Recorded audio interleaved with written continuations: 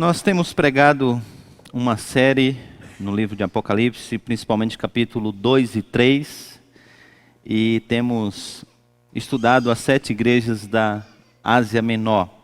Nós já estudamos a igreja de Éfeso, que está no capítulo 2, versículo 1 a 7, seguida da igreja de Esmirna, logo em seguida a gente estudou Pérgamo. Na semana passada a gente chegou em Tiatira. Nós observamos que há uma certa sequência entre, até mesmo de assuntos, entre uma igreja e outra. A gente viu que na igreja de Éfeso, Deus condena por aquela igreja ter abandonado o primeiro amor, isto é, ter deixado de ser luz para as nações.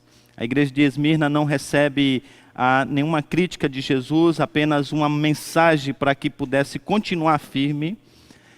Há uma mensagem dura para Pérgamo, que estava se deixando levar pelo mundanismo. Em Tiatira isso apenas não era uma realidade já presente na igreja, era algo que estava já sendo até mesmo ensinado, já tinha tomado até mesmo o púlpito dessa igreja. Essa manhã, então, a gente vai chegar na 4ª igreja, a igreja de Sardes, e aí a gente então entra no capítulo de número 3. Para você que gosta de anotar, então permita-me dizer, hoje eu vou falar basicamente de 3 coisas. A primeira delas eu vou apresentar o problema grave que essa igreja está vivendo, seguido de um perigo iminente causado por causa desse problema que a igreja está vivendo, e finalmente uma solução única que é apresentado para esse grave problema que está trazendo um perigo eminente para a vida dessa igreja. Então, o tema da mensagem hoje é, até parece, mas não é. E eu gostaria de convidá-lo então para que abrisse a sua Bíblia em Apocalipse, capítulo de número 3. Nós vamos orar. Vamos ler e depois vamos orar.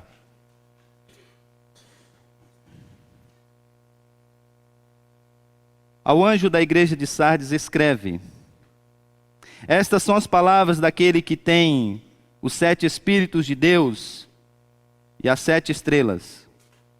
Conheço as suas obras. Você tem fama que está vivo, mas está morto. Esteja atento. Fortaleça o que resta e o que está para morrer, pois não achei as suas obras perfeitas ou íntegras aos olhos do meu Deus. Lembre-se, portanto, do que você recebeu e ouviu. Obedeça e arrependa-se. Mas se você não estiver atento, virei como ladrão e você não saberá a que hora virei contra você. No entanto, você tem aí em Sardes uns poucos que não contaminaram as suas vestes. Eles andarão comigo, vestidos de branco, pois são dignos. O vencedor será igualmente vestido de branco. Jamais apagarei o seu nome do livro da vida, mas o reconhecerei diante do meu Pai e dos seus anjos. Aquele que tem ouvido, ouça o que o Espírito diz às igrejas. Vamos orar?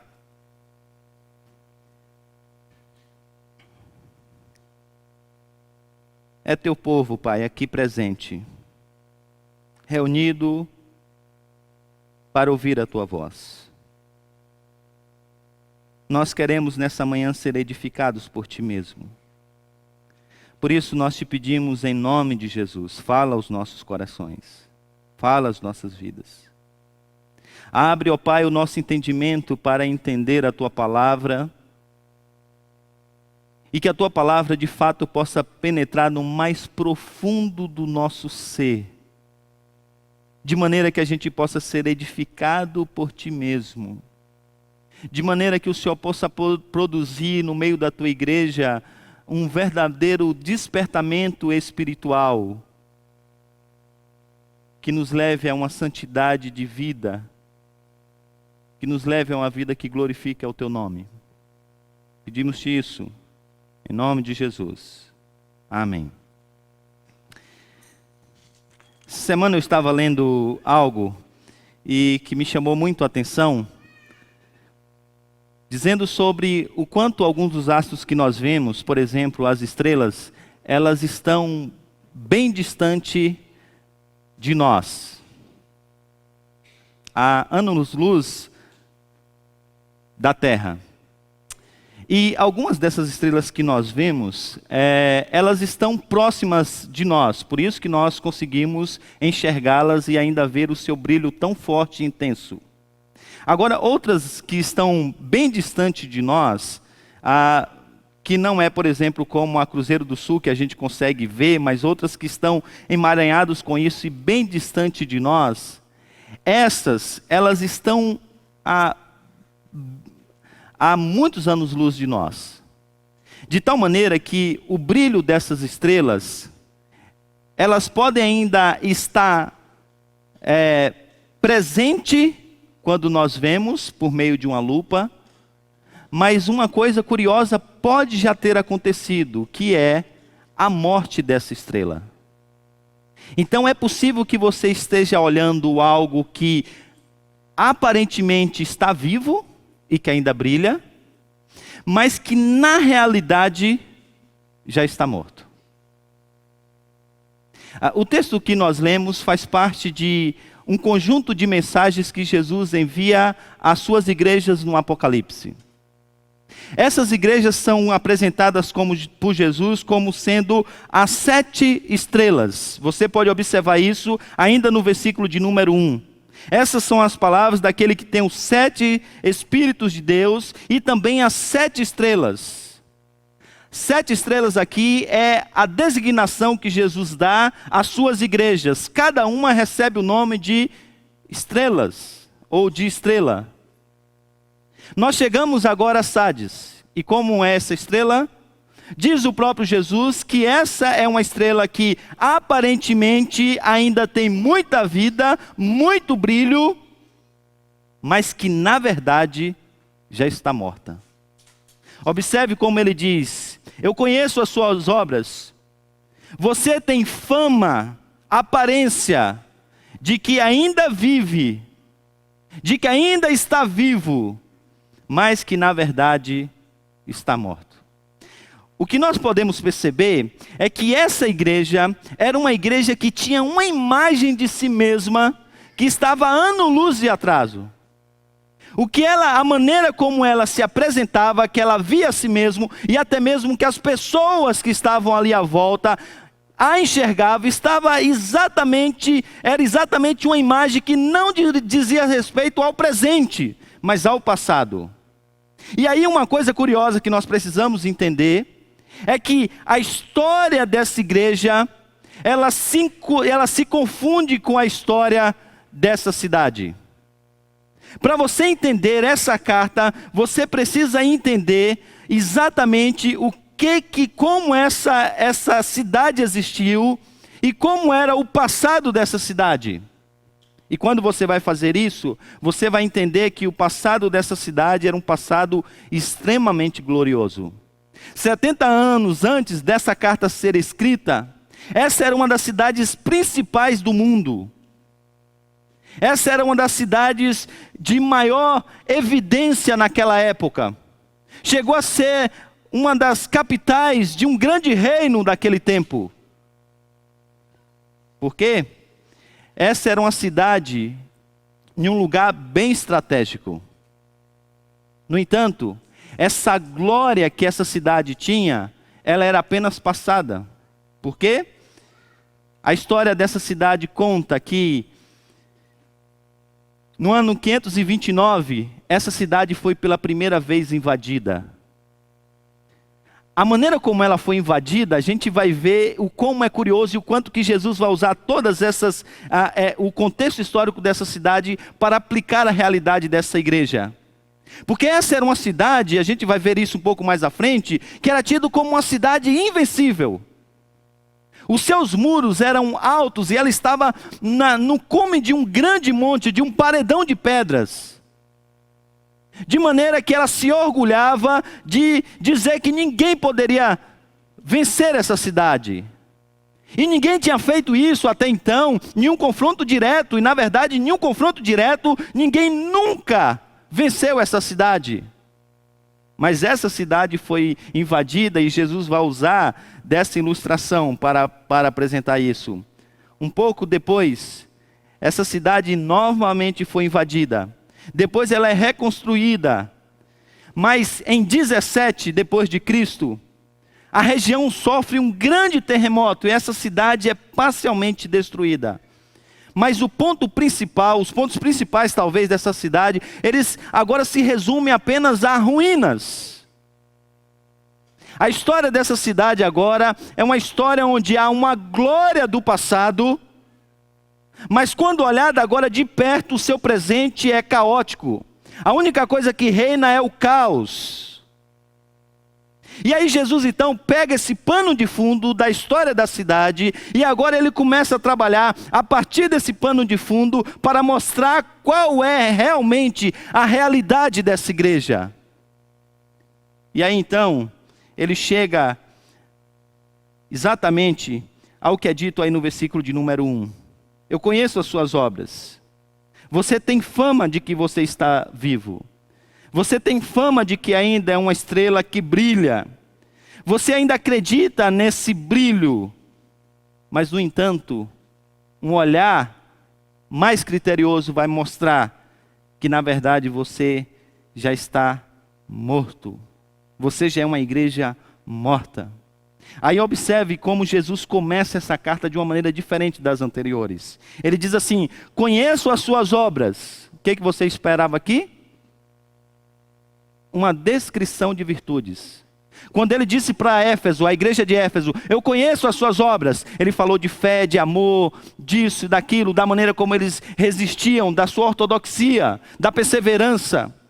Em todas as igrejas, quando Jesus diz, eu conheço as suas obras, ele faz uma descrição das virtudes daquela igreja. Mas nessa não existe isso. Ele diz, eu conheço as suas obras. E quais são as obras? Ele não as descreve. E por que ele não as descreve? Porque essas obras, elas não eram completas, elas não eram íntegras. No sentido de, não no sentido de integridade moral, mas no sentido de integridade de algo por inteiro aos olhos de Deus. Era algo que parecia ser, mas que na verdade não era.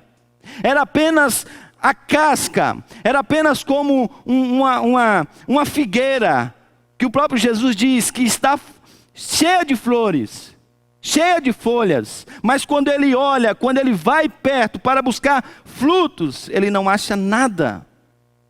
E ele diz que é exatamente essa a realidade dessa igreja.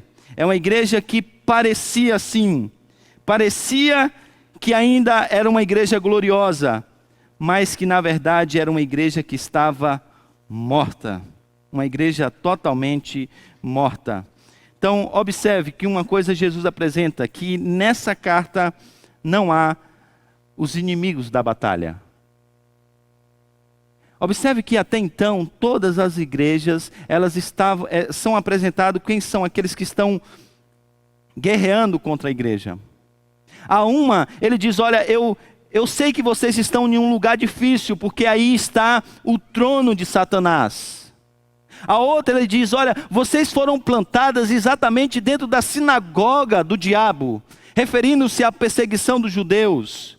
A outros ele diz, olha, eu sei que no meio de vocês há os discípulos de Balaão, eu sei que no meio de vocês, ele diz a outra, há os discípulos de Nicolau, e vocês estão lutando contra essas forças. Agora observe, a essa igreja, nada disso é dito. E a pergunta que eu fiquei a me fazer é, por que que esses inimigos eles não são apresentados? Por que que esses inimigos eles não são listados aqui? E aí a resposta que estudando eu pude ter, é que enquanto nas outras igrejas, essas coisas elas estão acontecendo em termos de tensões, ou seja, há uma tensão entre a igreja e o trono de Satanás. Há uma guerra. Há uma tensão entre a igreja e aqueles que são discípulos de Balaão. E eles estão se debatendo. Há uma guerra entre esses grupos. Há uma tensão entre a igreja e os que dizem serem judeus, mas que na verdade não são. E que na verdade são sinagogas de Satanás. E agora eles estão lutando. Observe que nos outros lugares, todas essas coisas acontecem no sentido de tensão. Mas aqui não. Aqui é no sentido de união. Esses inimigos, eles não são apresentados por uma razão muito clara. A igreja agora já absorveu todas essas coisas, de tal maneira que isso não é um problema. Vocês observam que não há descrição de perseguição nessa igreja? E por que a perseguição não existe? A perseguição não existe porque ninguém vai perseguir amigos, parceiros de batalha. O mundanismo, então, que estava sendo cortejado por Pérgamo, ensinado por Tiatira, agora já é uma realidade tão presente na vida dessa igreja, que essa igreja se tornou, então, uma igreja totalmente inofensiva. E aí, o problema aqui dessa igreja é o problema parecido com a igreja de Éfeso. Essa igreja deixou também de ser luz para as nações, luz para o mundo.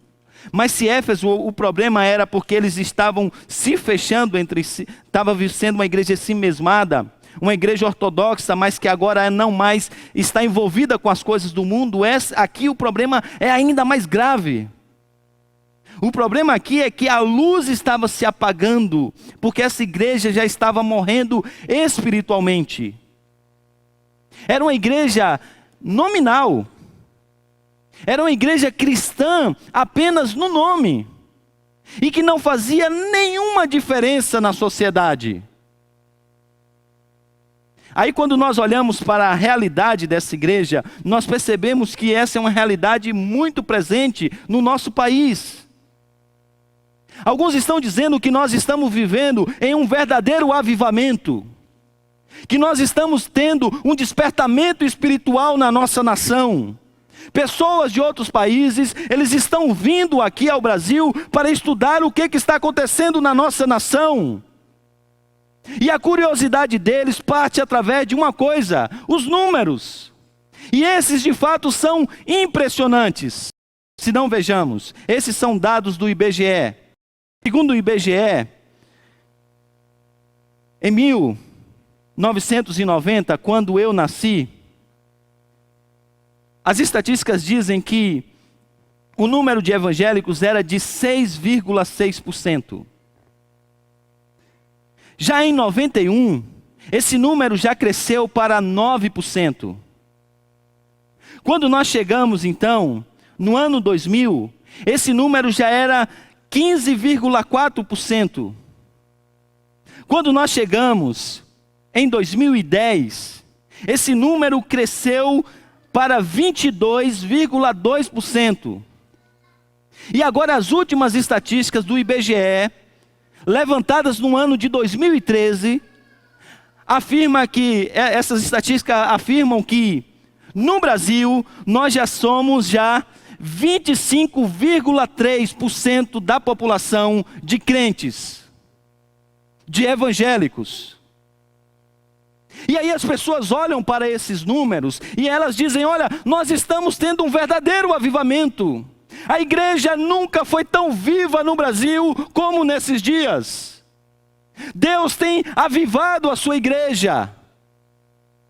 Mas quando nós olhamos para a verdadeira realidade, talvez essa igreja brasileira, vista aos olhos de Jesus Cristo, talvez seja como uma estrela que ainda aparenta estar brilhando, mas que na verdade está morta. E a razão é muito simples. O diagnóstico a ser feito e o teste a ser feito é um teste simples, usando uma metodologia de Jesus. Jesus disse que nós somos o sal da terra. E o sal serve para dar sabor e para preservar. E aí eu fui pesquisar. Quanto precisa de sal para, por exemplo, temperar 1 quilo de carne? Se a informação do Google estiver certa, mais ou menos 1 colher rasa de sal. Se você quiser fazer uma carne do sol, baiana você não vai conseguir, mas se você quiser fazer uma boa carne do sol, você ia colocar um pouco mais de sal. E aí esse sal então ia preservar uma quantidade maior, preserva ainda mais ou por mais tempo a carne. Aí então é fácil a gente fazer agora uma análise. Antigamente a gente tinha um pouquinho de sal, 6,6%. Aí esse sal cresceu para 9%. Aí esse sal foi para 15%. Foi para 22%. Chegou a 25%. Isso quer dizer que em uma estatística aí, para 1 quilo de carne, seria 250 gramas de sal. 250 gramas de sal, então, dá para preservar muita carne. Agora a gente pega a história do Brasil.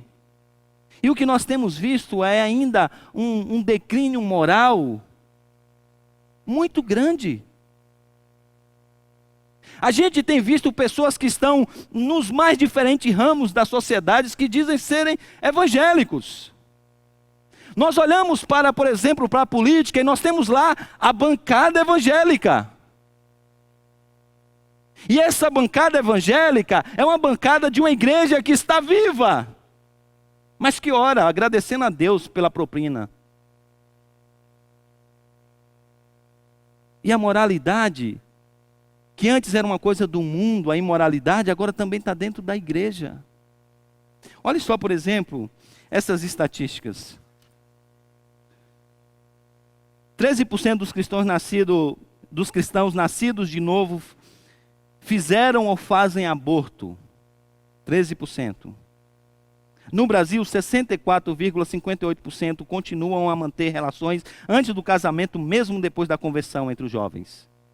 74% dos jovens evangélicos, eles trapaceiam nos seus testes na escola.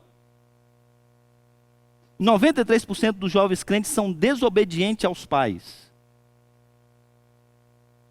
63% dos jovens evangélicos agridem as pessoas em um momento de ira. A pergunta é: nós estamos vivendo um avivamento? Nós estamos vivendo um despertamento produzido realmente pelo Espírito Santo de Deus no meio da igreja brasileira? A resposta para mim parece que não. Porque a igreja brasileira é uma igreja que tem a cruz na torre, mas ainda Cristo não está no coração.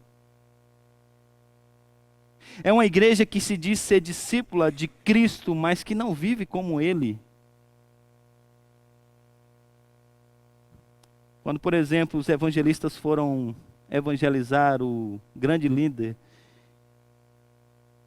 indiano Mahatma Gandhi, ouviram dele o seguinte: no vosso Cristo eu até creio, o que eu não creio é no vosso cristianismo sem vida, morto.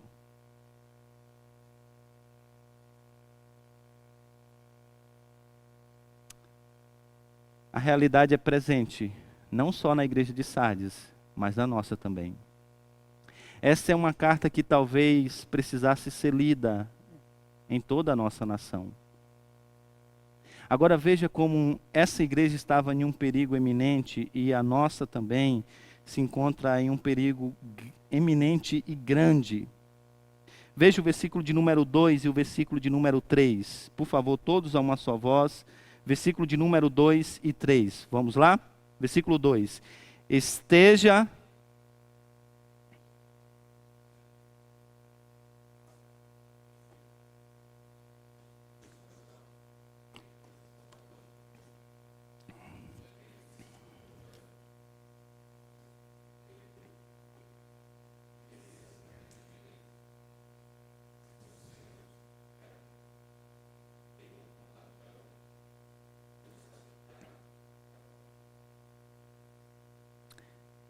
O problema dessa igreja é que as aparências enganavam.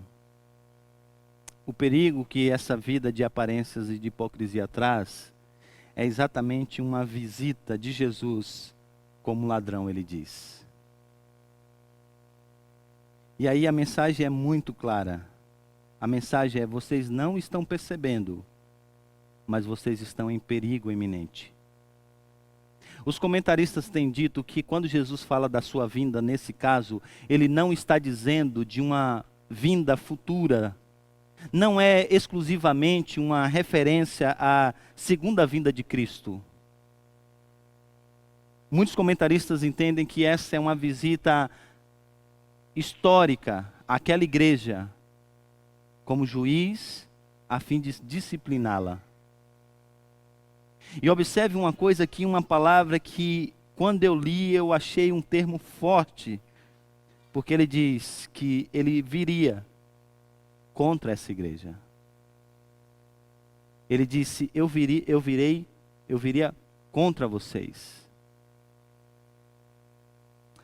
Isso me faz lembrar, por exemplo,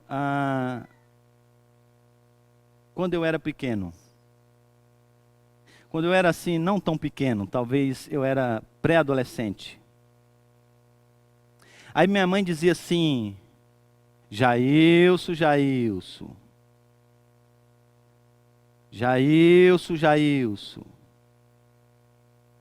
Jailson, Jailson. Depois minha mãe dizia assim, venha cá. Pegue a bainha de facão lá, pegue. Quando minha mãe dizia isso, gente, aí não dava, já era. Sabe aquela coisa, mãe, eu vou ser o melhor filho do mundo. Eu prometo que a partir de agora, nunca mais na minha vida eu vou desobedecer a senhora. Eu vou ser o melhor filho que a senhora já pôde ter um dia na vida.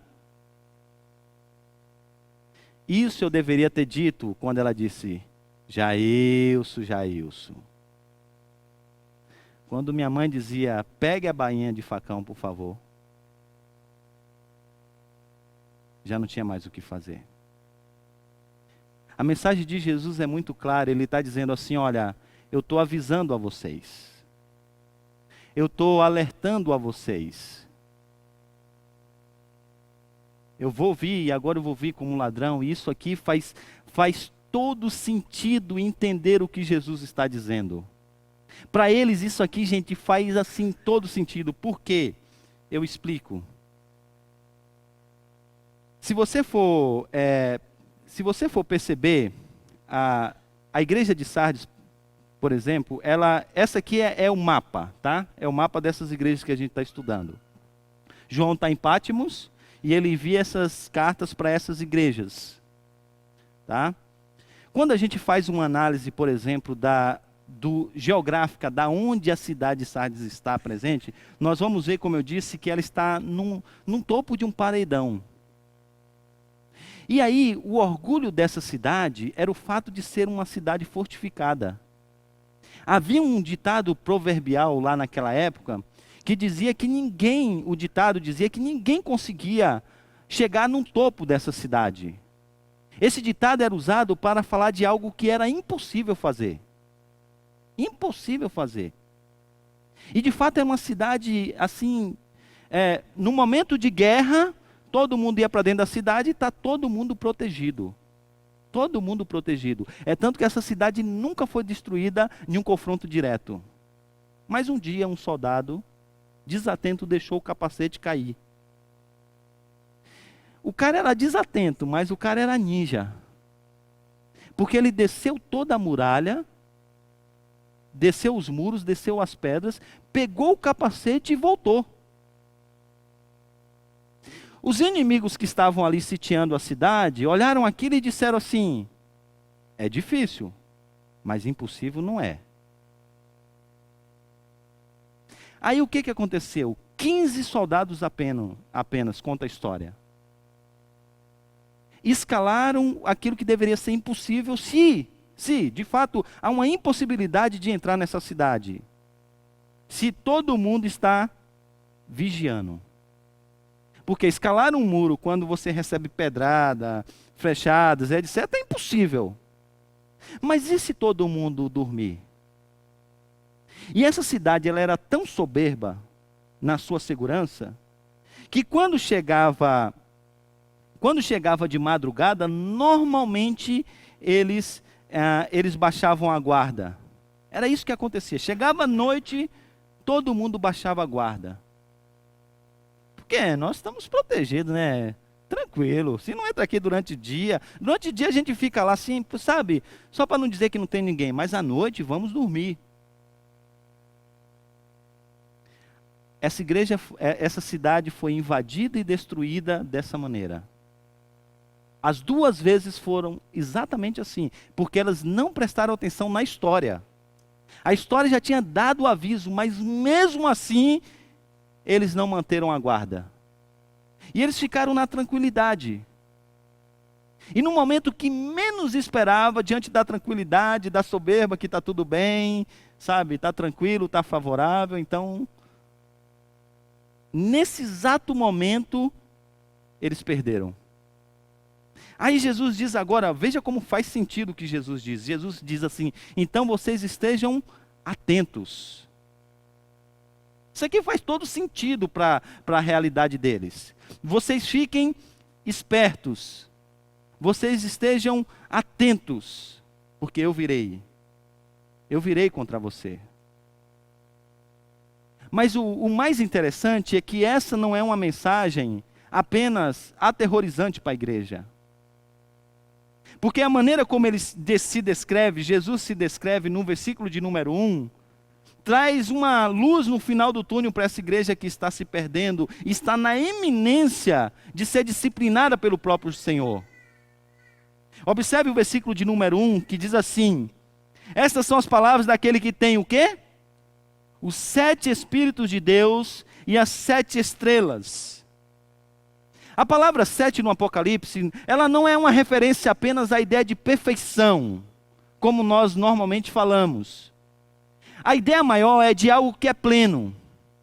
É dito então que Jesus é aquele que tem os 7 Espíritos de Deus. A referência aqui é que ele é aquele que tem a plenitude do Espírito. É aquele que possui a plenitude do Espírito. E esse que possui a plenitude do Espírito é aquele que pode trazer vida a essa igreja morta. É aquele que de novo pode dar brilho real e verdadeiro a essa igreja que está quase morrendo e o seu brilho está quase apagando. Jesus se apresenta como aquele que pode novamente dar vida a essa igreja. Isso nos mostra, meus irmãos, que mesmo diante de uma situação como nós vivemos, é possível nós experimentarmos um verdadeiro despertamento espiritual. Só que esse despertamento, ele vem por meio de Cristo Jesus. O avivamento jamais pode acontecer na igreja. Um despertamento jamais pode acontecer na igreja. Deus jamais pode trazer vida à sua igreja, a não ser por meio de Cristo. Não existe avivamento sem Cristo. E como nós vivemos em uma nação onde Cristo é apenas a mensagem de Cristo é apenas uma mensagem periférica, essa é uma das coisas que nós mais precisamos ouvir na nossa nação. E observa que esse avivamento, essa plenitude do Espírito, ela produz algumas coisas. Veja aí no versículo de número 2, a partir do versículo de número 2, diz assim, esteja, pois, então, em alerta, esteja atento, fortalece o que resta, fortalece o que está para morrer, ou seja, essa igreja, alguns já morreram nesse lugar, outros já estão à beira da morte, e ele diz, fortalece esse, e a maneira como Deus fortalece isso, é exatamente fazendo isso que está no versículo de número 3. Lembre-se, portanto, do que você recebeu e ouviu. O despertamento dessa igreja vem por meio de uma coisa, a palavra.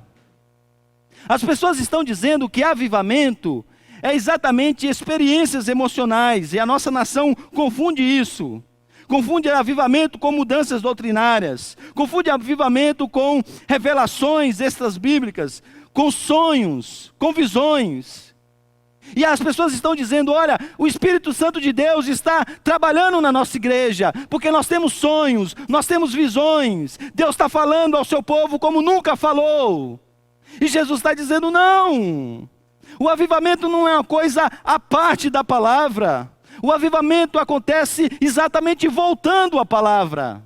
Se nós quisermos que de fato Deus reavive a sua igreja no nosso meio, se nós quisermos que Deus realmente desperte a sua igreja, isso se dará por meio da palavra. Talvez o avivamento mais marcante que nós temos visto nos últimos 500 anos seja exatamente o que aconteceu na Reforma Protestante. A Reforma Protestante foi um divisor de águas. Agora, Mark Lloyd Jones faz uma pergunta retórica. Ele diz assim: mas o que fez Lutero e Calvino de especial? E a resposta dele é exatamente que Lutero e Calvino, eles redescobriram o que a igreja tinha perdido, que é a volta à palavra. O que Lutero fez a não ser pegar a Bíblia e colocar na mão do povo, dizendo agora tome, leia.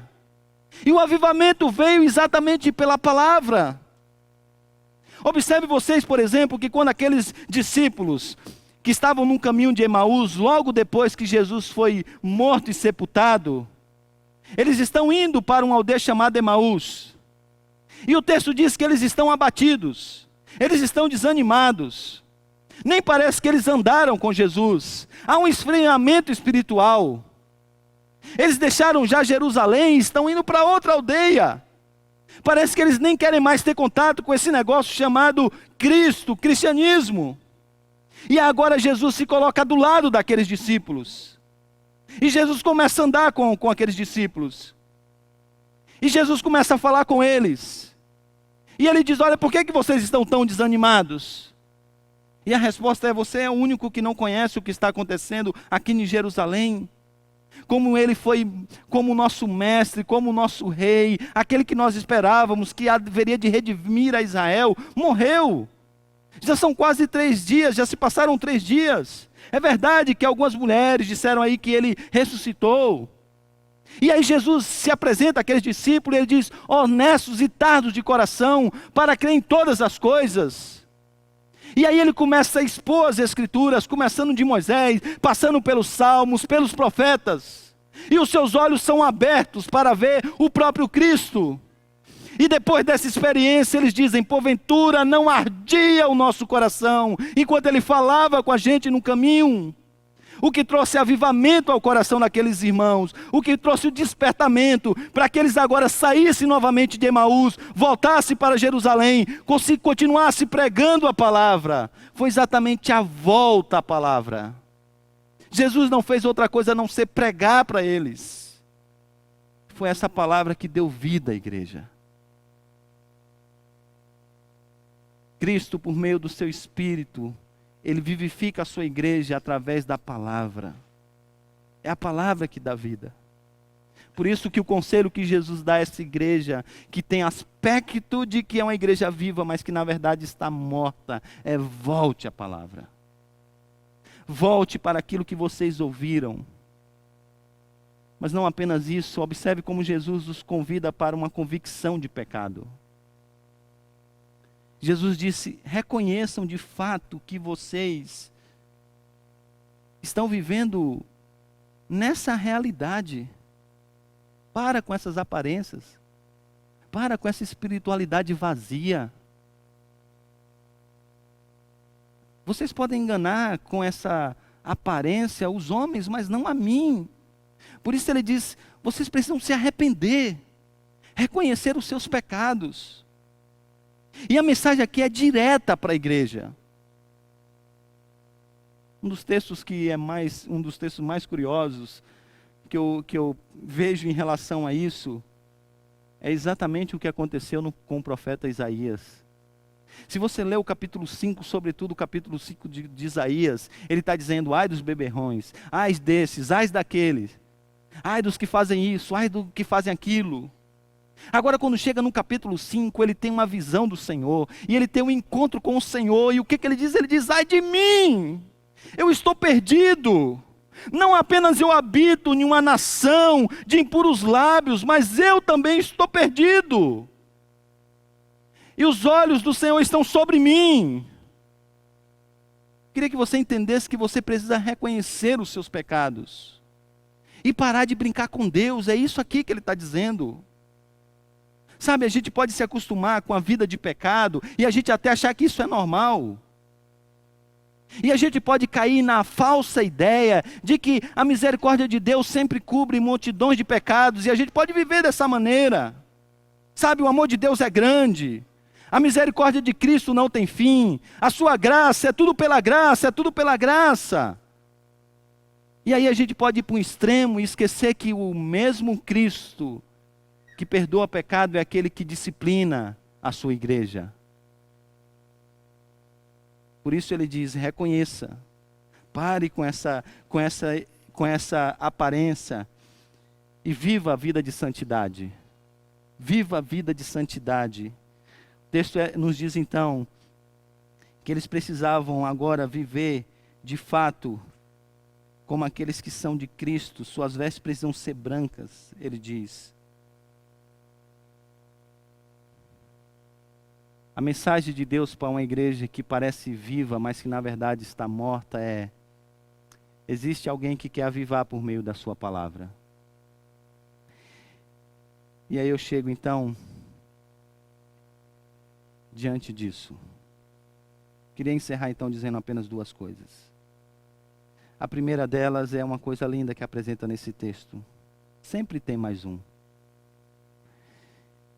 É muito curioso a gente pensar e ver que, mesmo em uma igreja, em um estado como esse, Jesus olha e diz assim, versículo de número 4, no entanto, você tem aí na cidade de vocês, alguns poucos que não se contaminaram, que não contaminaram as suas vestes.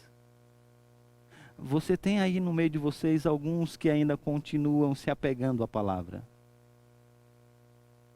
Alguns que têm se arrependido dos seus pecados. Alguns que estão vivendo vida santa, vida limpa. Vocês têm aí no meio de vocês. A mensagem aqui então é que se você de fato deseja amar a Cristo, de fato deseja amar a Cristo, você não está sozinho. Cristo sempre tem os seus remanescentes fiéis. Porque é desanimador você tentar buscar a Cristo e viver em santidade de vida em um mundo pagão em que não quer nada com Cristo. E você olha para um lado, olha para o outro e diz, onde é que isso vai parar? E parece que não há nenhum companheiro de viagem. Deus sempre mantém os seus, sempre tem mais um. Sempre tem mais um. Uma segunda e última coisa. É que Jesus diz que sempre vale a pena. Sempre vale a pena. Olha, ele encerra dizendo assim, que esses que realmente têm buscado ao Senhor e têm pagado esse preço, eles andarão comigo vestidos de branco, pois são dignos. A dignidade não vem deles, vem de Cristo. O vencedor será igualmente vestido de branco. Olha só a promessa, jamais apagarei o seu nome do livro da vida. Alguns dizem que, à luz disso, olha, está vendo a possibilidade de alguém ser apagado, perder a salvação. Essa discussão não se sustenta nem em outros lugares da Bíblia. Textualmente aqui não entra nem na discussão. O ponto aqui é positivo, ou seja, eu não vou apagar. E o paralelo aqui também é cultural. Se você não obedece ao Estado, você pode deixar de ser um cidadão romano. Se você morre, seu nome é riscado. E se você desonra o Estado, o imperador poderia arriscar o seu nome e você deixaria de ser um cidadão romano.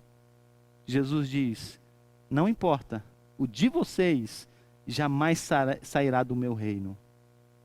Eu vou manter vocês lá. Jamais apagarei.